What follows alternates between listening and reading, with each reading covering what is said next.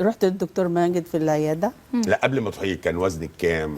وزني 105 كان. طب هو طول حضرتك كام؟ ايه؟ طولك قد ايه؟ طولي 100 ايه 65 كده. اوكي. ووزنك كان 105. 105. مش عارفه اتحرك. مش عارفه يعني امشي بخطوتين كده، والدهون متكونه في بطني وجسمي كله. مش عارفه اتحرك. قلت بدل ما انا اصرف العلاج على يجي لي مثلا قلب، يجي لي اي حاجه، لا صح. اصرفه على على التخسيس احسن. تفكير صح. طيب ايوه خلاص، انت اللي نبهتي نفسك.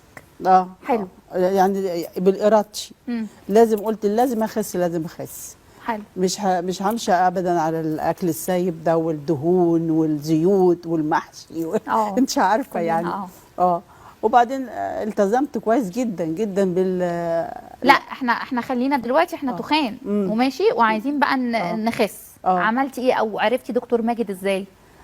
بكل صراحه. كنت بشوف في التلفزيون كتير جدا، وبلاقي النتائج كتيره جدا جدا وحاجات كويسه. قلت لا لازم اروح له العياده لازم.